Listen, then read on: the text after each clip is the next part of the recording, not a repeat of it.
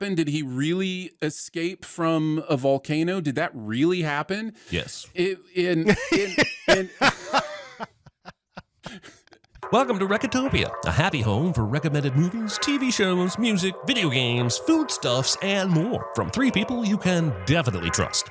Trustability varies by region, no guarantees implied.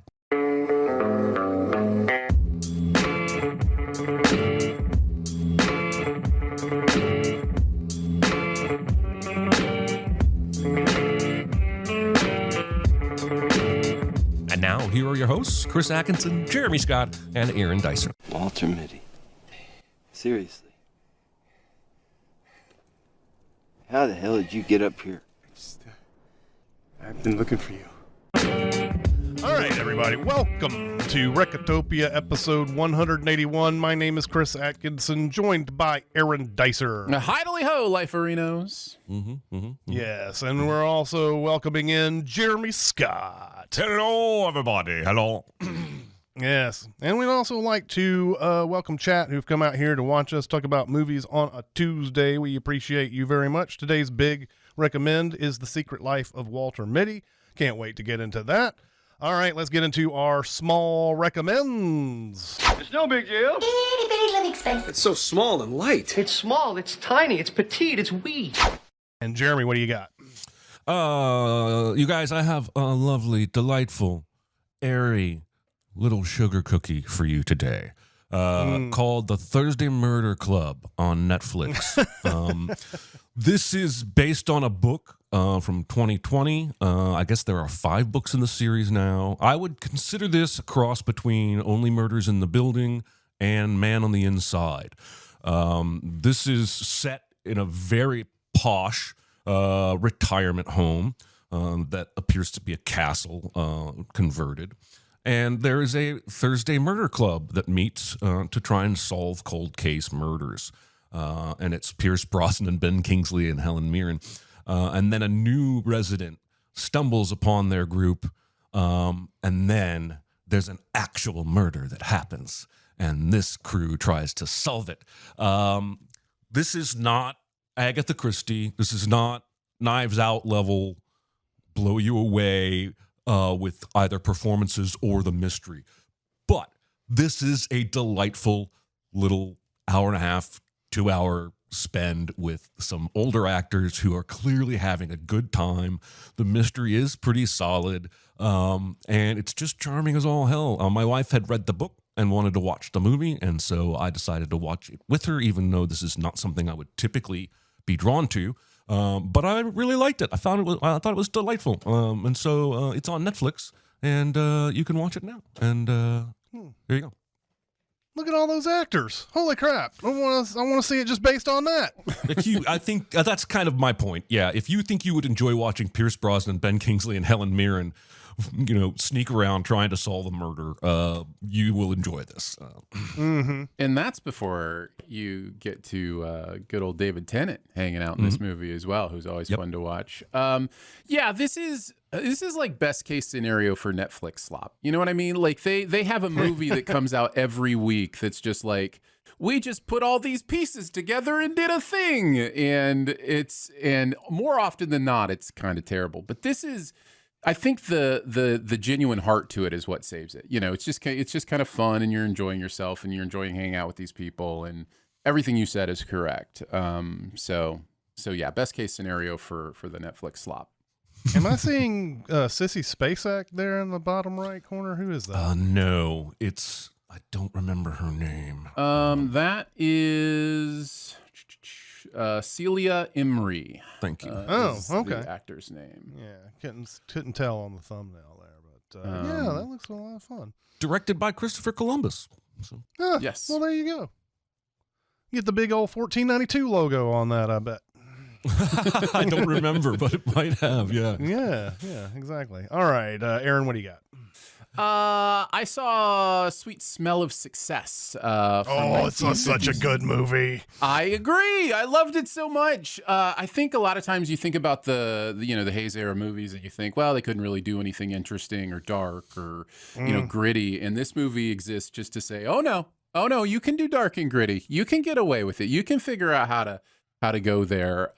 So yeah, Tony Curtis, Burt Lancaster, both kind of playing against type in this a little bit. Burt Lancaster plays J.J. Hunsaker, which is that where Hudsucker comes from? Every time they said Hunsaker, I thought Hudsucker. Interesting. I knowing the Coens, I would almost guarantee it came from this or something. Right. Like they watch this movie and are like, that's a fun grouping of sounds and syllables. Let's do something like that. But yeah, Tony Curtis plays Sidney Falco, and they are kind of competing in the world of journalism. But basically, Tony Curtis wants to be Burt Lancaster in some ways. He's kind of an acolyte or, a toady in some ways, and is doing his dirty work at times.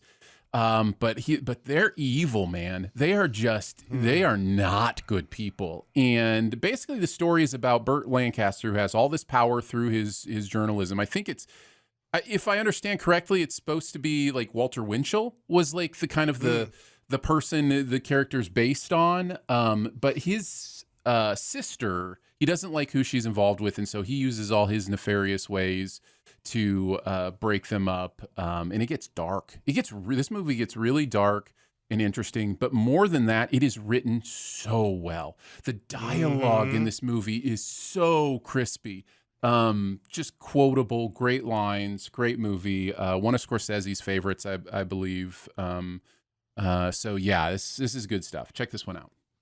Yeah, this seems so ahead of its time. It's a 1957 movie, but it feels like it's something that, Tarantino or somebody like that wrote,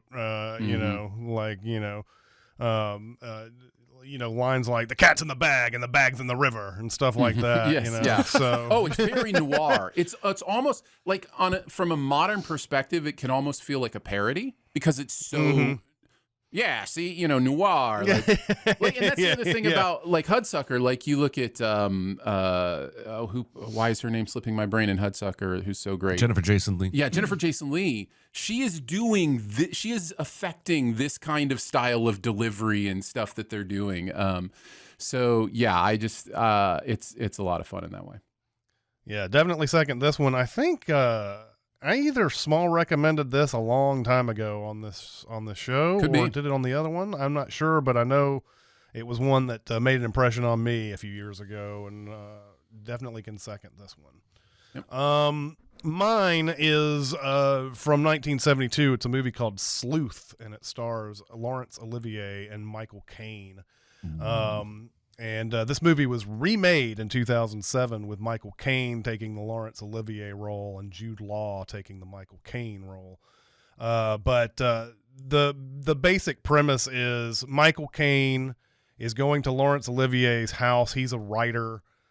He's got this huge mansion, and he's got a big, huge hedge maze on the outside of it. You can tell immediately that Laurence Olivier is playing a character who's like very much into games and into all kinds of games, head games, and so on and so forth. But Michael Caine shows up to this mansion, and they start having a discussion, and it's quickly found out through the discussion that Laurence Olivier knows that Michael Caine is sleeping with his wife, and that there's got to be something done about this because he also wants to leave his wife, but he wants to somehow profit off of it in a way. So what he wants Michael Caine to do is steal from him and make it look really good. So it's like I want you to steal these jewels out of a safe, and I need you to make it look good. So he puts Michael Caine in a costume, and he's like, you got to do it this way, and you got to do it this certain way, whatever. And then the movie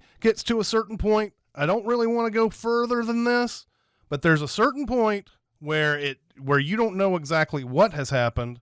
And in the next scene, there's an inspector asking one of these characters questions, and it sort of plays on your, if you're like really into plays with small casts where everybody's sort of playing different characters and things like that, it sort of plays on your knowledge of those because you're not quite sure where a lot of this is going, even though you might have figured out something here and there and whatever. But it's a really fun little, I guess, tete-a-tete type of movie where you have two heavy-hitting actors. Michael Caine, I think he has become a big star at this point, but he apparently like did some sort of acting in one scene that Laurence Olivier commented on and said that was fantastic or whatever, that Michael Caine like felt really awesome about himself afterwards. You know, it was one of those things that to get that kind of feedback from a master and everything.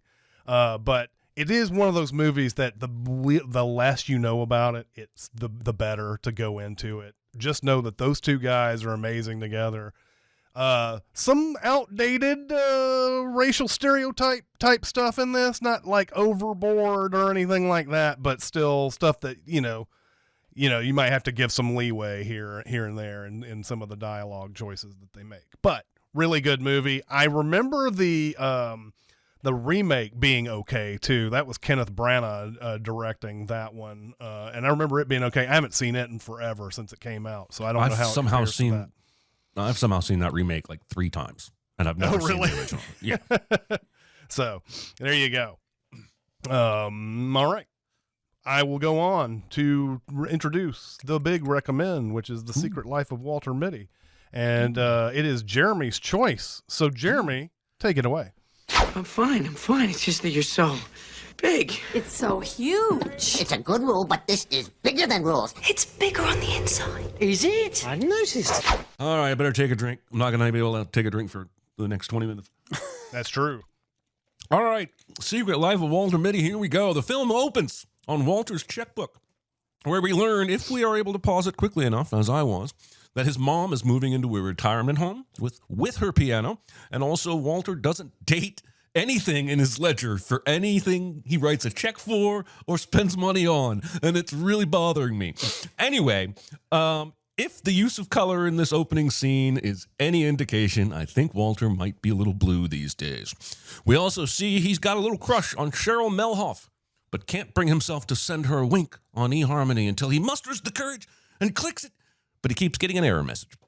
As Walter leaves and walks to work, we get the opening credits in natural environments like on the streets and building exteriors, which works thematically and visually. He calls eHarmony while waiting for the subway to find out why his wink button is broken. Patton Oswalt on the other end of the line in a very fun role grills him a little bit for having a lame profile where he didn't even fill out the been there, done that section. He says he's never really been anywhere or done anything. He then fantasizes about jumping off the platform and saving a dog from a building before it explodes, and then giving the dog to Cheryl Melhoff. Walter scurries into the Time Life building in New York City, where he finds out the company has just been acquired, shortly before his sister appears and hands him their mother's famous Clementine cake for his birthday, which is a cake made out of clementine oranges, not the character from Eternal Sunshine of the Spotless Mind. But Walter is worried because he's late. At the elevator, he and his coworkers meet Ted, who is Adam Scott, who introduces himself as the transition coordinator after the big acquisition. Ted proves to be a real asshole, insulting Walter to his face before Walter imagines having the perfect comeback he could never actually utter himself. Walter, who we learn is the negative asset manager at Life magazine, goes for coffee and then daydreams himself being a Spanish hunk that hits on Cheryl, before being interrupted by Ted being an asshole again and mocking how still Walter is standing. He says ground control to Major Tom and flicks something at him. He's a real dick. Walter then walks down a bunch of stairs to his basement office, causing me to wonder why he rode the elevator all the way up in the first place. And yes, he did attempt to get coffee, but he left it there. And this basement office is huge, and there's plenty of room for a coffee maker. Why didn't he just come here directly? We meet his co-worker, and then Walter discovers a new negative role from Sean O'Connell, who is Sean Penn. He sent a note and a wallet to Walter along with the role. The note says -25 is the best thing he's ever shot, calling it his quintessence. But lo, an inciting incident appears in the form of there not actually being a -25 in the role, as it is missing. And oh no, Sean also telegrammed the magazine about frame 25. At a floor meeting, we learn this will be the last issue of Life magazine's physical edition. We also learn the issue goes to print in 2.5 weeks. Walter then introduces himself to Cheryl, but it's not solely because he's being brave. She also works in the department that might know where Sean O'Connell is. But she says he moves around a lot and frequently, but she'll make a phone call. We then transition from a photograph Sean took of water to Walter sitting at a public fountain, and this movie has awesome transitions. He's then approached by Cheryl. She offers to take a look at the other photos Walter is examining, but is unable to be helpful. She mentions being a mystery writing student and how the clues will eventually come together. As Cheryl leaves, he imagines himself calling after her and showing off a gold statue of them dancing. He's then called away by his sister Odessa, who is Catherine Hahn, because their mother's piano is too big to fit into her new retirement apartment, which would have 100% already been measured before this date, but whatever. So the siblings are forced to upgrade her to a villa. In the villa, Odessa gives him his old Stretch Armstrong doll. They return to the unit their mother is now packing to move back out of, and we meet his mother, who is Shirley MacLaine, and they reminisce about Walter's father. Walter then imagines going all Captain America on Ted in the elevator before they crash out of the building and have a huge chase skiing through the streets before Ted mocks him for zoning out again and tells him to get the negative. He bumps into Cheryl and shows her the picture he's found with a boat's name on it in Sean's reel. And she asks if he wants to walk up to Central Park with her. She has to pick up her son. At the park, while Cheryl is on the phone, Walter teaches her son some skateboard tips and does some sick moves that Ben Stiller is clearly not actually doing himself, although I appreciate the film's focus-based attempt to hide that from us.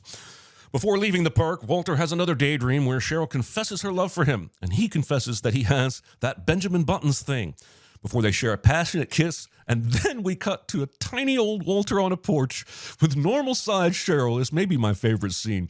And he says, "My little heart is no bigger than a quarter, but it's as full as Fort Knox." After the daydream, Cheryl tells him to ignore Beard Guy's taunts about Major Tom because it's a cool song about being brave. Back at the office, no luck finding the print. Sean O'Connell's photograph beckons Walter, who then grabs his briefcase and takes off running. On his flight to Greenland, where they've determined the boat in Sean's photo is based out of, the plane is almost entirely empty, but he's still seated directly next to another person, which is symbolic of the fact that flying utterly sucks. Walter drives to the address where something had previously been mailed to Sean, and it's a bar. He meets and chats with a drunken karaoke singer who turns out to have spent time with Sean. He's a helicopter pilot. He dropped him on a boat in the ocean and is about to return to the boat with radio parts and offers Walter a ride. He's not dumb enough to get on a helicopter piloted by a fall-down drunk until Cheryl shows up in another fantasy and sings Space Oddity to him, inspiring him to run and jump into the helicopter just as it is taking off. And I love how the movie fuses his fantastical dream in this scene with the actual, still kind of crazy but not fantasy action of running and jumping into because she's standing out there strumming in the background when he jumps into the helicopter, and I just kind of love how they blend the reality and the fantasy in this one scene. When the chopper arrives at the boat, Walter learns the thing cannot land on the boat. The pilot tells him to jump in the boat, and Walter has not seen the small skiff that is there to collect the radio parts and tries to jump into the larger boat, which is obviously too far away. Thankfully, the crew rescue him, though not before an encounter with a shark. Walter learns that Sean had left the boat only 4 hours earlier. They give him a piece of clementine cake, and then he remarks that his mother makes that cake. On the wrapper of the cake, Walter finds notes written by Sean referring to a volcano in Iceland. After the boat docks in Iceland, Walter takes a bike to the volcano after barely beating a bunch of horny Chilean deckhands to the only bike. Incidentally, horny Chilean deckhands would make an excellent band name. On the way, he gets a call from his eHarmony handler, Todd, and is finally able to help update his Been There, Done That section with a rad true story about jumping onto a helicopter and then out of a helicopter and fighting a shark. Walter then daydreams about a flock of birds taking the shape of Cheryl's face before absolutely wrecking himself into a street sign, breaking the bike. He then runs and runs and runs until he finally finds a group of kids who agree to one of the most lopsided trades I've ever seen in my life, gifting a very nice long skateboard to Walter in exchange for a 30-year-old dirty Stretch Armstrong doll. He then meets an innkeeper that is frantically packing his car, Walter missing all the signs, and the man tells him Sean is catching an airplane the next town over soon. Walter runs and stands on a cliff, looking at how far away and how far below the next town over truly is, and realizes his only hope is to skateboard the shit out of this. And I have never wished I could skateboard in real life more than I do when watching this scene, because this looks truly thrilling as he races and bends and curves his way down the winding road to the town below. The innkeeper finally catches up to him and points out the volcano is erupting, just as Sean flies by standing on the top of a small airplane to photograph the eruption. After being rescued and enjoying some Papa John's, Walter calls Cheryl to give her some updates. He gets a text from Eduardo, his coworker, saying Beard Guy will fire Eduardo if he doesn't see Mitty soon. So Walter returns to New York, but is then fired on the sidewalk outside by Ted for not being able to produce the negative. He walks to Cheryl's house since he somehow knows where she lives, and when he assumes Cheryl is in the relationship due to the presence of a man, he merely leaves the skateboard on the porch for her son, and instead of talking to her, he runs away. While visiting his mother and sister, Walter realizes that one of the pictures on Sean's roll is of Mrs. Mitty's piano, and then learns that Sean came to visit her recently, asking lots of questions to her about Walter. Turns out she'd already told him about it, but he had been daydreaming at the time. They talk a good while about Sean and his note about warlocks, which actually meant warlords, and I absolutely love the bit when Shirley MacLaine says he wanted to go photograph snow leopards. Isn't that neat? And Catherine Hahn, who's been there the whole time, is smelling salad dressing and says, who? It's just a hilarious beat. Walter decides to once again chase halfway around the world after Sean O'Connell, bringing along the formerly blank travel log his father had given him in his youth. He gets slapped in the face with some branches, offers clementine cake to some warlords, eats some shrubs, hikes over ice, and eventually finds Sean O'Connell at a point higher in the mountains than even the Sherpas are willing to go. On top of a mountain, he gets a call from Todd at eHarmony again, who tells him that Cheryl is no longer on the platform, before Walter finds Sean, who invites him to sit. He tells Sean about the missing negative, and Sean says, "You're sitting on it," because Sean did not expect Walter to throw away the wallet like a dick. And there's a lovely moment here where Sean decides not to take the picture of the snow leopard and to keep that moment for himself.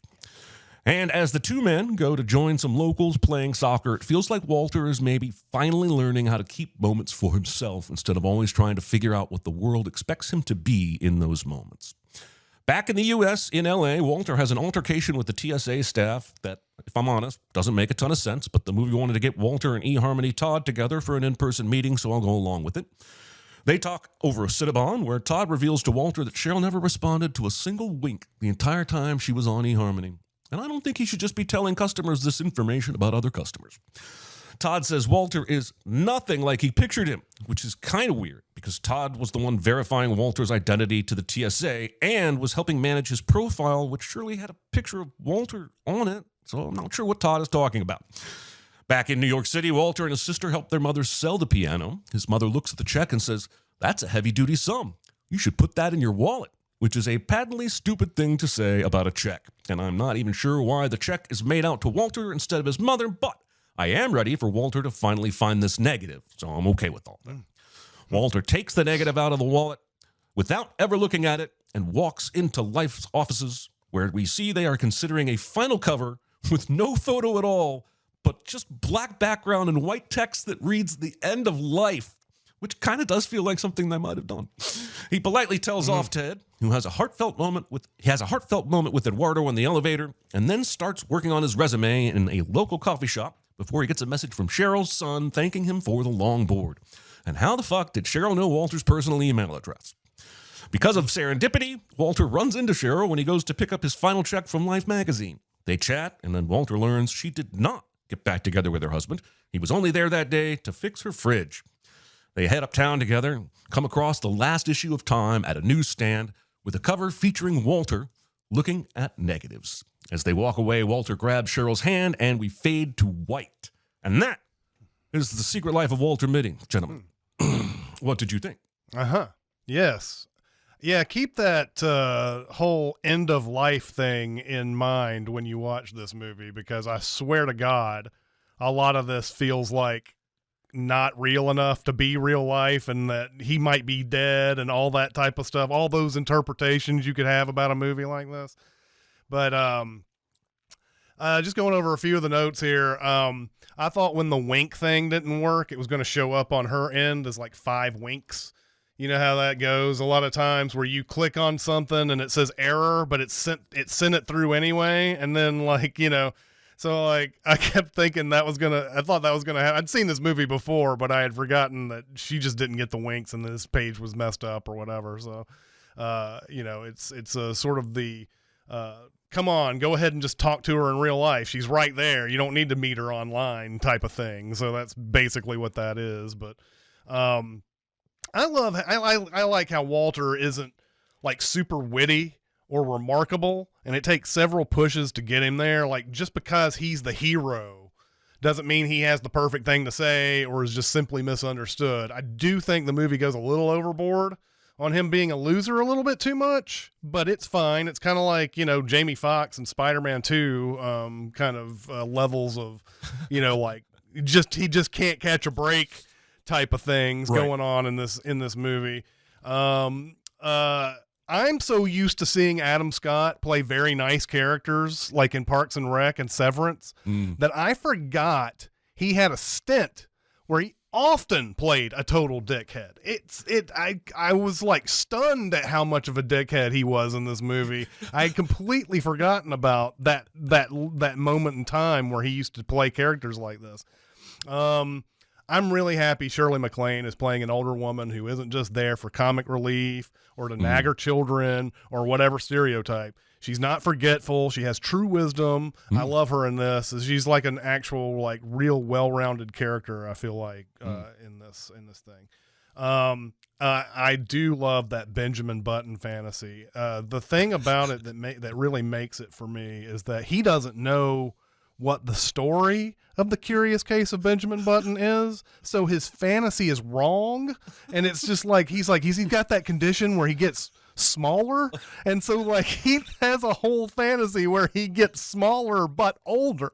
I just thought that was a really good touch in that whole thing. Boy, does Walter, he sure does stumble on the stuff from the photos easily in this movie.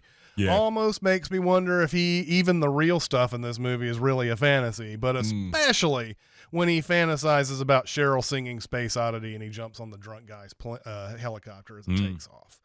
I don't know if it's a fantasy or not, but seeing Sean on top of that plane with camera in hand flying towards the volcano is hilarious. I love that shot. Like, he's that much of a badass photographer that he would just stand on a biplane going towards an erupting volcano. I love it. Maybe I just missed it. Why the fuck does Walter toss that wallet? I don't get it. I don't get it at all. And he's like, thank God he did it in his mom's house. Yeah. Perhaps the worst part of the movie, but quirky enough to be interesting and not a fatal flaw, is Sean and how he does things. Leaving the important photo in the wallet and expecting Walter to see it. Visiting his mom without him knowing. I mean, I thought Sean really liked Walter and appreciated him, so it's weird he never comes to personally visit him, especially after what his mom tells him that Sean came by to see her for. I wanted to know where he's going next, what his schedule's like, and all that. Why don't you just go and talk to him yourself? And then, like, I guess it's possible Sean looks up to Walter and the way that Walter looks up to Sean and is just shy. I don't know. This is another reason why I don't even know if the things that happened in this movie happened. But Walter is Walter just Cobb in Inception and doesn't know it? Is he in limbo? I don't know. I kind of love that detail that Cheryl left eHarmony because she started falling for Walter, but they never mention it outright. I very much enjoy the little break where they play soccer, even though just before that, Sean once again makes it frustrating by not telling Walter what the picture is. And then finally, my final note is, I didn't look. And then I wrote, yeah, right. So that's it. Oh, man. Aaron? So if you remember last week, I said it's been probably over a decade since I've seen this movie, and I remember enjoying parts and not liking parts, and I had the same experience this time, and just constant reminder after reminder of the things I loved and the things that I really didn't enjoy. So I think I will jump off of something Chris said about not knowing what's real and what's not. I think that's a really maybe not a fatal flaw, but I think it's a really damaging flaw for this movie. And the reason is this, because the movie seems to be trying to make a point about embracing real life over fantasy, right? Like finding joy and excitement in reality in your world instead of what's fantasy. So if we don't know what's real and what's not, we have a harder time understanding what makes reality better than fantasy. Right? Like what makes it different? What makes it more interesting? What makes it, more real? And like Jeremy, you were saying you liked how they combined the reality and fantasy and that jumping on the helicopter. And I'm just sitting here going, did they combine? Was that? I thought all of that was fantasy. I thought he got on the helicopter, but I don't think he jumped on the helicopter. That's fascinating to me. That's fascinating to me. When you're done, I'll have some thoughts about the fantasy versus reality interpretations. Sure. So, and again, this, I will say, to sum up my experience, is probably better to say, like, this is a really fun movie to watch. I really love a lot of the asides, the dreams, the visual interpretation of the fantasies is so cool and so fun. My favorite is probably the accent that Stiller does when he's the mountain climber. It's so good and perfect. And I have a lot of fun watching this movie. So it's a fun movie to watch. This is for me, a fun movie to watch, but not a fun movie to think about. The second I start trying to really think about this movie, I kind of lose interest because I don't know that the movie ever really defines things enough for me to get a real grasp on what it's saying or what it's doing. I also think there's enough nonsense in this movie that it kind of contradicts itself or undercurrents itself. The Todd stuff is entirely nonsense. Like that a person from eHarmony that's there to, like, their job, if you know anybody who answers phones for a company, they're not investing any time in anybody's life, let alone going to see them. So that just feels like, complete nonsense. There's also a comparison to the original, which maybe isn't fair, but if you've seen the Danny Kaye original, it's so good at us understanding what makes this guy likable and interesting and fun and what is keeping him from actually seeing his life. And again, I don't necessarily want to spoil the original, but it's very different in that the movie uses the fantasy and what's reality to actually push the plot forward. Like like the idea that it uses the comedy of his family and friends not believing him because he's saying these fantastical things that actually happen because they know he's a dreamer. Like there's none of that here. And in fact, this Walter Mitty is kind of a downer. Like anytime I'm spending time with him, I don't find him likable. I just find him to be really morose. And that I think impacts my ability to watch it as well. Chris, were you saying you felt like the Cheryl character was really well-rounded? Did I hear that correctly? I think he was talking about the mom. No, the mom. The mom, yes. Okay, good. Because the Cheryl character I did not think was really... No, she's not at all. It's not believable that they are even in love, really, other than the movie says they are or whatever. Yeah, my thought while watching it was this is textbook Manic Pixie Dream Girl, just without doing the manic pixie part. Like it's kind of that textbook woman put in, to inspire you to, do more with your life. Well, yeah, it's one of those things too, when you are first really introduced to her, like is her eHarmony account, and you're like, oh, she seems light and fun and whatever. And then when he meets her in real life, you could say that this is what it is like to see someone's online persona versus their real persona or whatever. But, I'm kind of expecting that kind of character be interacted with in real life as well. And we only really interact with her that way when we see the fantasies and everything. She's like, it's Kristen Wiig. She's completely game to be into these humorous fantasy things. But like in the real life or whatever, she's just there. She's kind of just there. So, you know, yeah, that's just the way it goes. And and again, this comes down to the muddled tones and messages for me, but if the movie is about embracing actual life, and this is what I'm saying about needing to know what's actual, like, did he really beat a shark with a briefcase? Did that really happen? Did he really escape from a volcano? Did that really happen? Yes. I'm excited to hear how you know that. But if it did, is real life only exciting and worth embracing when it's as crazy as a fantasy, right? Like, that's a different message than the actual reality and authenticity of our world is what's worth investing in. If the message is, no, your real life is only worth it if you're, beating up sharks and escaping from volcanoes. I think the message is, go live life. And that's Stop what I'm saying. fantasizing about it. Right. So what is living life? Beating sharks over the head and escaping volcanoes? Or is it grabbing the girl's hand on the sidewalk at the end? Exactly. But that's not what this movie seems to be saying. Like, that's to you. Right. Correct. To me. And again, as long as I can be clear on this, I think it's because the movie is muddled on what is real and what is fantasy. And that's that I just don't agree with. Like, I think the movie is extremely clear about what is fantasy and what is real. And I don't think this movie is anywhere near as deep as a movie that would try and blur that line to make you think. So for me, like, I feel like you mentioned how the fantasies are visually exciting and interesting. That, to me, tells me when I'm watching a fantasy and when I'm not. Like, jumping on a helicopter right before it takes off is crazy, but it's not jumping through a brick wall of a building, rescuing a dog, skateboarding on the street and tearing up the asphalt, fighting with a Stretch Armstrong. Like, I feel like the movie goes out of its way to let you know when you're in a fantasy. So it's surprising to me that both of you feel the opposite, and that could just mean I'm in the minority, and I'm fine with that.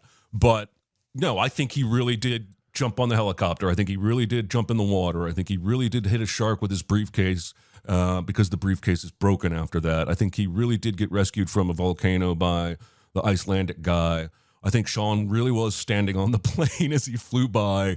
And I think the movie chooses to make him embracing life and living life these extreme things, and that's maybe not a choice you agree with, but I don't think the movie is asking you to debate which scenes are real and which scenes are fantasy.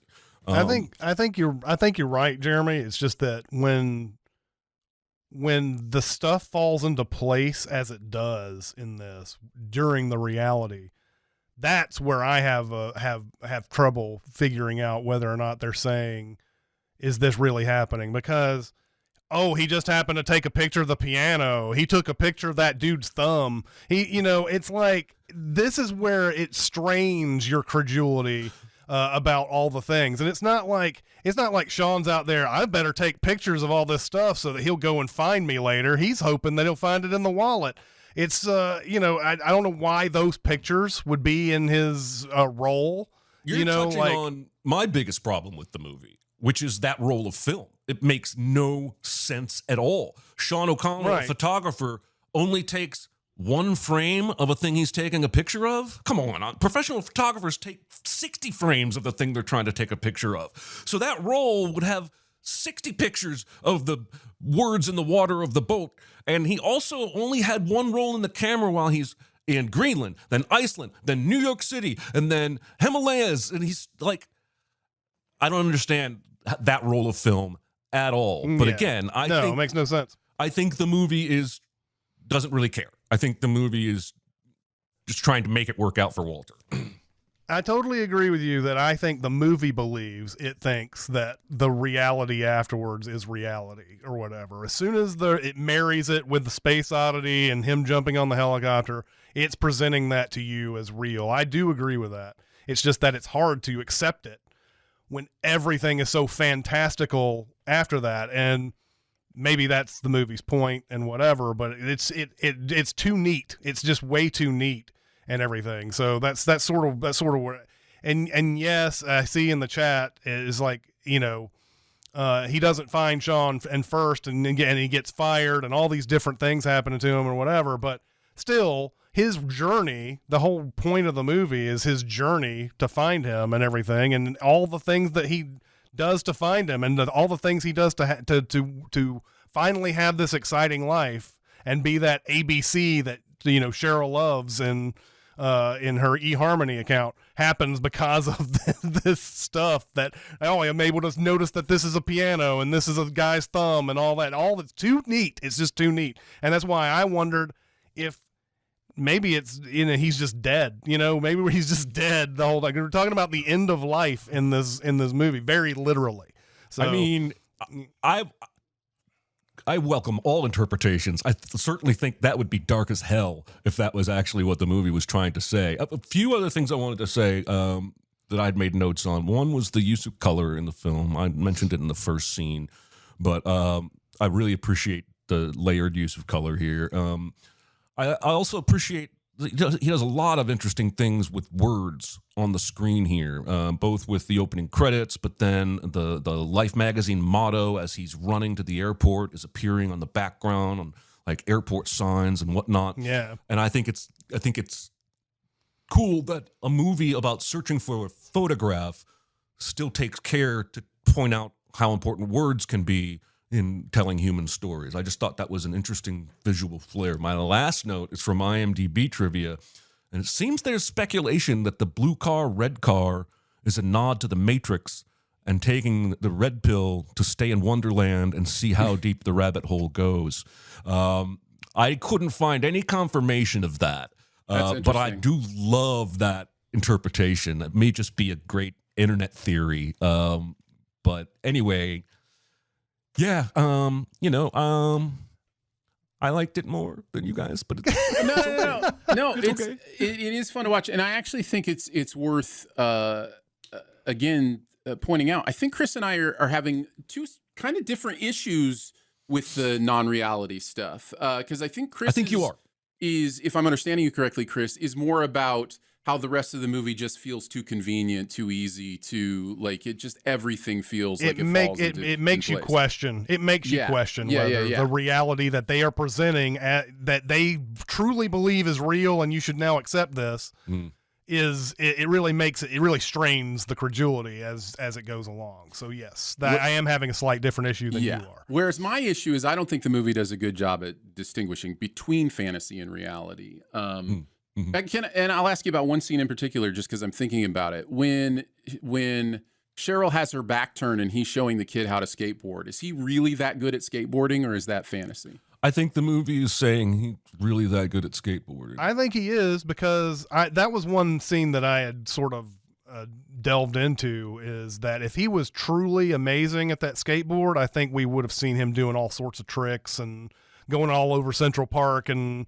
I in fact think they kind of, I think it's important to show that he is really good at this, but they almost kind of missed a really good opportunity to have him do a fantasy sequence there where he's just like burning through Central Park and like doing all these tricks and everything, and she's just on the phone the whole time. And then by the time he's done and everybody's like clapping and whatever, she turns around and nothing's going on or whatever. What they actually did, somehow they brought in like one of the top trick skateboard guys in the sport when they filmed this, and that's who's doing those tricks in that scene. I think what the movie's trying to do is set up the skateboarding scene later in Iceland, and they probably went a little too far overboard with the fanciness of the tricks. But I do think the movie is saying he's really doing those tricks. Yeah, it's probably a me thing. It's probably a me problem. I do have a tendency to overthink process movies in a way that they're not intending. But this thing was only a 78 on Rotten Tomatoes. Plenty of people didn't jive with it. Jive? Sure, why not? And like I said, I remember it being not as liked as much as it is now. Back when it first came out, I feel like nobody really liked it when it first came out, and then it has grown in appreciation over the years. So you know. Yeah. By the way, this movie's soundtrack, whoever was responsible for that definitely listened to a bunch of Alt Nation on Sirius XM back in the day. I love the soundtrack. I love when Soundtrack's that great. Arcade Fire song kicks in when he's running to the airport. Yes. That's freaking awesome. I kept thinking, man, Arcade Fire made their best album like back in I think it's 2003, the Funeral album, I believe, or whatever, and that's what that song's off of. And it's just thinking about how long they've been around since that album came out, and like just imagine putting out your best work then, and then they've done okay since then. It's just that's their magnum opus, that whole album that came out way back then, and they've never really been able to match that since. But it is a great moment, that song. I have I also wanted to mention I do think it's important to mention I did like this movie. I did like watching this movie as much as it sounds like it. Yeah, no, I didn't feel like you were stomping on it or anything. Have you guys seen the original? Have you guys watched the Danny Kaye? I haven't. Yes, but it's been 25 years. 30 years. I would recommend it for, if nothing else, some of the stuff he does in some of the dream sequences. There's a music professor bit in one of the dream sequences from the original that is like top 5 physical comedy. And by physical, I mean facial in this case. I don't mean like, falling over. Like it's like make 'em laugh Donald O'Connor, kind of stuff that Danny he's doing Kaye with can do it all, his man. vocalizations. I love me some Danny Kaye. He's a really impressive dude. All right, let's get on to our super secret double feature. Be very, very quiet. Secret? What secret? Our dirty little secret. I tell you something I've never told anyone.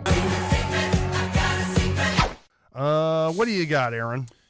I considered some others that I'll talk about after Chris goes, just in case I would accidentally steal something. But I went with what I felt was my best match, and that's Big Fish. Oh, yeah. I really feel like it's doing a lot of the same thematic work about what's real, what's not, what's important, what's not, our big stories, worth believing, experiencing, and, there's a relational aspect to it as well, although in this case it's fathers and sons, not necessarily significant others. But yeah, Big Fish I think would make a very tonal double feature with this. Good one. I like it. I haven't seen that movie since it came out. I remember very much disliking it a lot. Okay. And maybe I should give it another whirl at some point, but I just remember this is one I remember just like I used to love you, Tim Burton. I used to love every movie you came out with, and now it just seems like everything you make is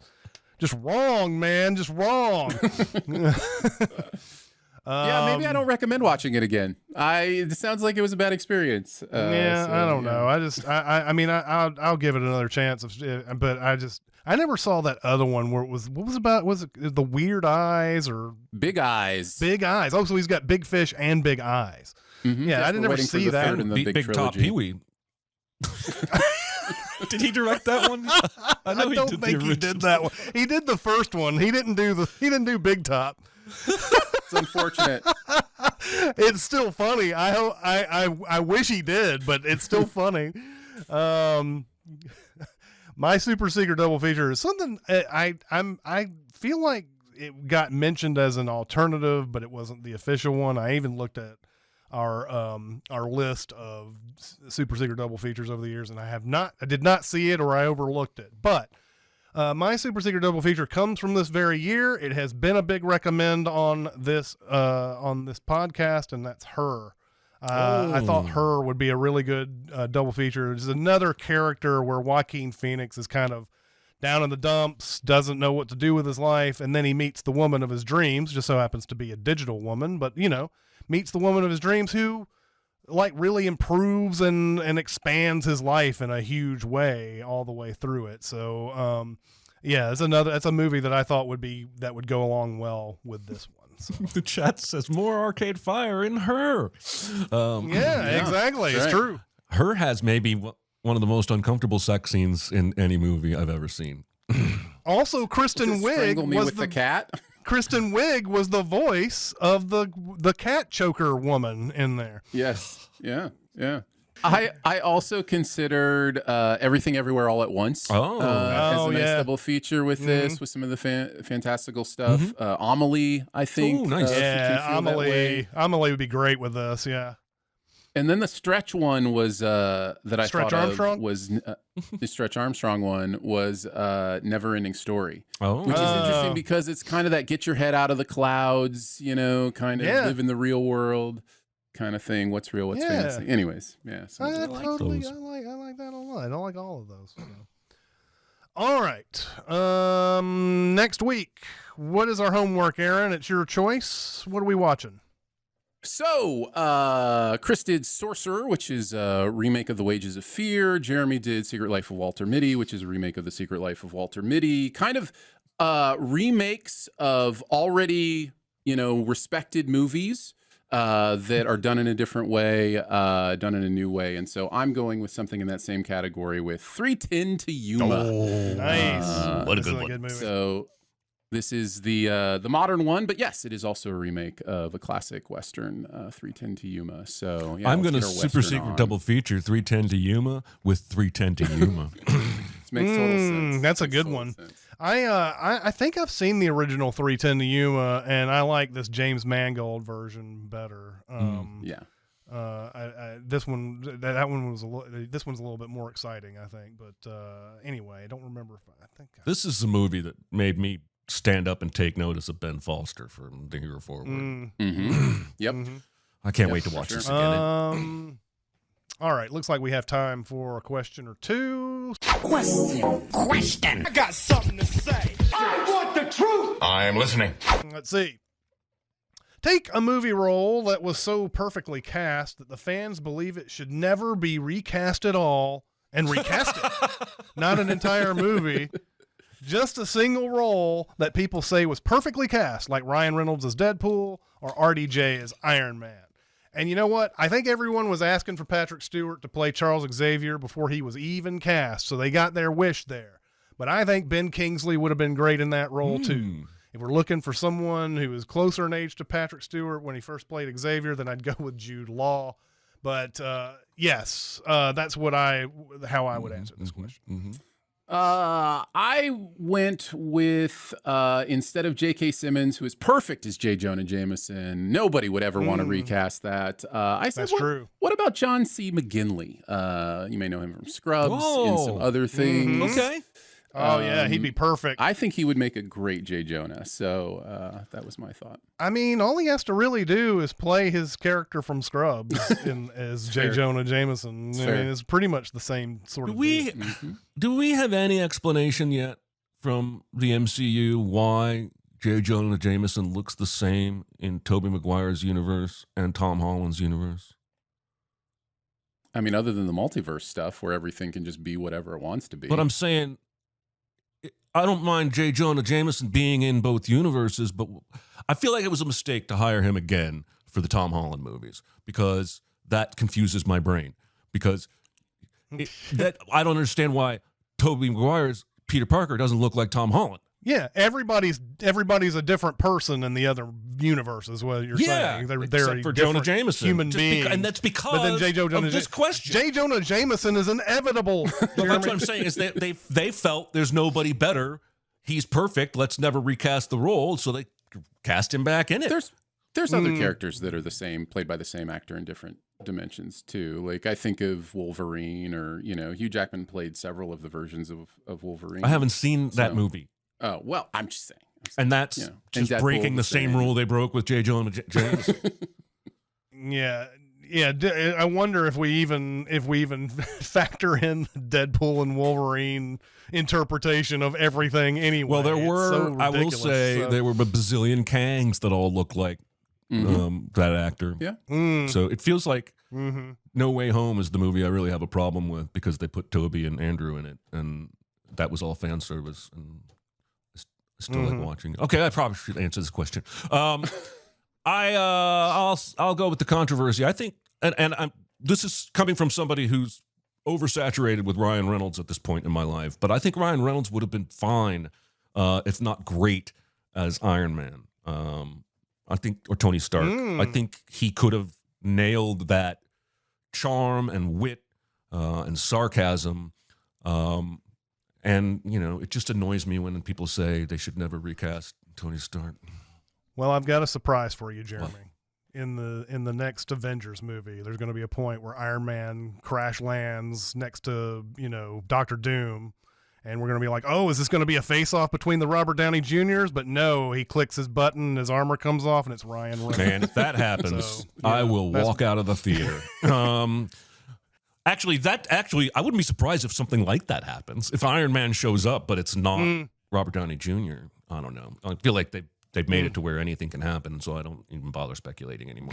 They really have. They really have. Probably whoever. It doesn't look like. Oh, sorry. No, I was just saying it'll probably just be whoever played Dr. Doom in the Fox movies. Will just show up as Iron Man. No, it won't, because it's Julian McMahon. So no, it won't. Unfortunately, yeah. So, on that note, yeah, let's see. Looks over at the chat has finally caught up to us here. History Lover says, well, like Judi Dench in the Pierce Brosnan's James Bond being, she's talking about the Judi Dench being part of the same universe as the two. That bothered me too. Although the Bonds are always, there's always that theory. I don't think they've ever come out and said this or anything. There's always that theory that whoever is James Bond 007, it's just a code name, and it's not really someone who's born James Bond on their birth certificate or whatever. But, you know, I guess it kind of fits that mold. Nolan says, instead of Cillian Murphy as Oppenheimer, how about an American like Andrew Garfield? Andrew Garfield is not he's American. English and American. When you Google him, it says, I'm looking at it right now because I saw that comment and I was confused, and it says American actor under his name. And then when you go to the overview, Andrew Garfield is an English American actor. And so he must have like an English parent and an American parent, I'm guessing. But yeah, I don't think of him as American. And yeah. And then Tatsu says, I can't think of who, but somebody else is Wolverine. Okay, I'll say Ludacris as Wolverine. Yeah, Ludacris as Wolverine. Now that would be entertaining. I would definitely watch Ludacris as Wolverine. Okay, so no doubt about it. Andrew Garfield, born in America, moved to the UK when he was 3 years old and raised there. So that explains. Okay. All right. Okay. You better lawyer up, asshole. Did you ever see the clip of Dylan O'Brien doing that monologue? Like, he posted it on social media. It's awesome. You can tell he's I need to see fan that. of that. I'll try and find the clip. I like Dylan O'Brien a lot. Yeah, he's great. I'd like to see that. So. All right. That's going to do it for this week. Next week is 310 to Yuma, the James Mangold, more modern version. But chat, once again, thank you for coming out. We appreciate you so much for coming out and watching us today. So yeah, we'll see you next time. See ya. Bye, everybody. Bye, guys. Bye. Can you do with that? Can you get with this? Be a part of the live show by being a member of the Sin Club at Patreon at patreon.com/cinemasins. Chat with us on the Cinemasins Discord at discord.gg/cinemasins or Cinemasins Twitter at cinemasins, and email any comments or questions to Recotopia at cinemasins.com. That's RECOTOPIA at cinemasins.com.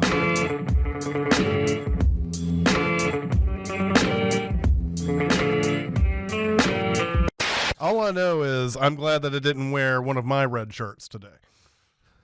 Oh, well, you don't want to match me? Mm-hmm. You guys kind of match. It would have looked weird. Yeah, kind of. Mine's a little lighter, I guess. Kind of grayscale. Yeah. I'm the pop of color in the middle. All I do is grayscale.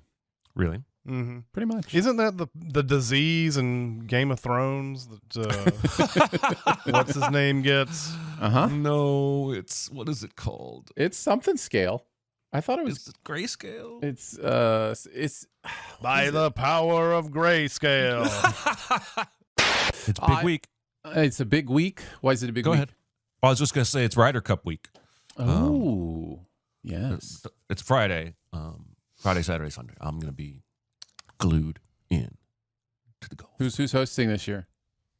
The U.S. Okay. And we stupidly decided to play it at Bethpage Black, which is like the devil's golf course. It's like the hardest course in the world. So I don't know what's going to happen. Anybody could blow up at any point on that course. Do they call it Bethpage Black because there's another Bethpage?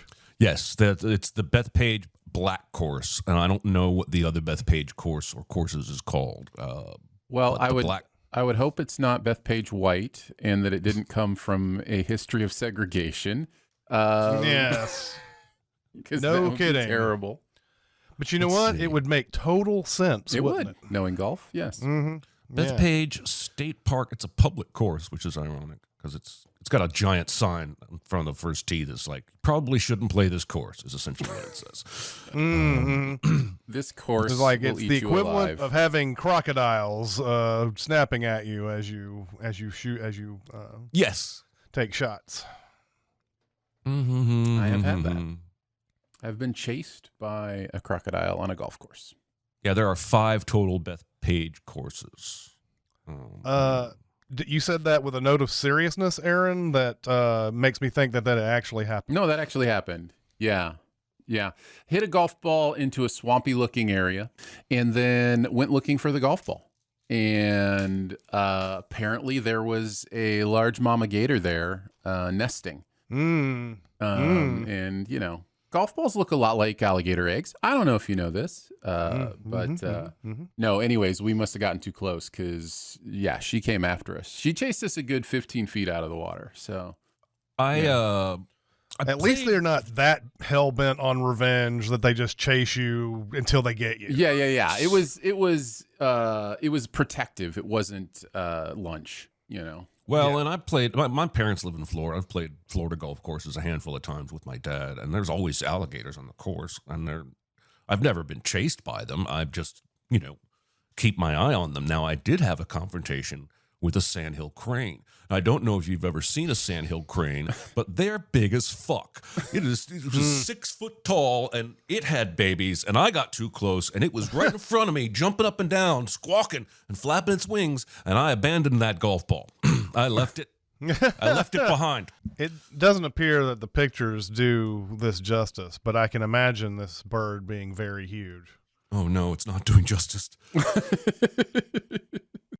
Chris, do you have any legit phobias? Things you're scared of that really get under your skin? If he doesn't, I have more.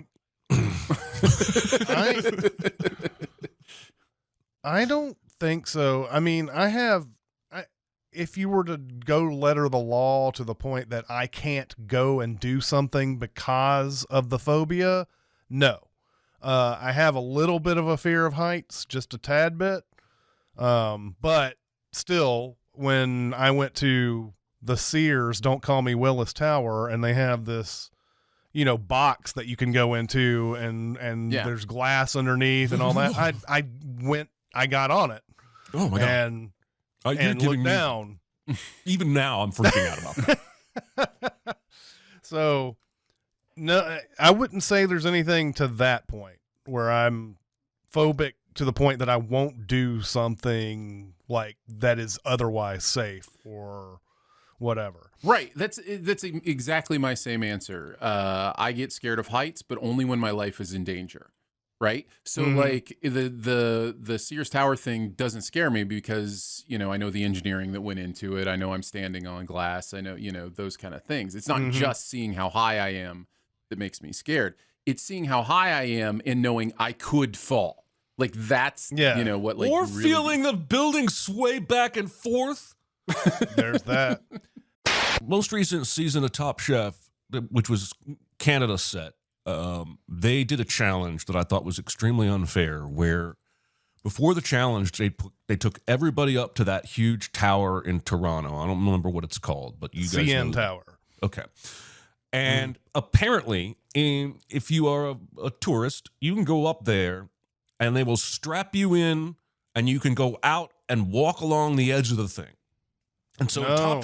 Top Chef, they said, if you go up to the tower, you'll get a 5-minute extra time. If you go out on the edge and clip in, you'll get 10 minutes extra time. If you walk around the whole thing while clipped in, you'll get 15 minutes extra cook time. Now, I'm getting the times, the rewards wrong, but the point is, anybody who was scared of heights in that group of contestants was absolutely screwed by that challenge. And everybody else who wasn't scared of heights got more cook time just because the show didn't know about phobias. And what exactly is an extra 5 minutes here and there anyway when you're cooking? I mean, come on. I'm probably under-exaggerating what those times they may have gotten like 30 minutes or something. It may like have been that. much more substantial. I don't remember what it was, but I was just so livid that the challenge was like, I don't understand why you would base a cooking challenge on somebody's fear of heights. But Jeremy, Yeah. it so clearly has so much to do with cooking. You know, it's clearly It's so very- thematically sound. How could they not do it? They interweave the long tradition of fear of heights and I mean, cooking. clearly what they're doing is accepting some money from the Toronto Tourism Board to promote this activity for tourists and make sure that people watching in America know that this is a thing you can do. And usually the show isn't quite that ridiculous. Usually they stick to cooking for the most part, but every now and then they do something really dumb like that. I've been up in the CN Tower, but I was 9 years old when that happened. So I don't remember much. I think there's a restaurant at the top of the tower that's and then once you're up in the top of that, that's the round thing that goes around and there's the little needle that goes above it. You can then, if you want to, go up into the needle, which I think is what we did. We ended up doing that. And you can see like, you know, it's one of those things where you can see 35 states or some crap like that. Yeah, you know, I don't know if it's that many or whatever. You can see a lot of stuff from the top of the tower. That'd be amazing if you get to see 35 U.S. states from the tower in Toronto. Right, That'd be right, awesome. exactly. You might get including Hawaii and Alaska. at the same time.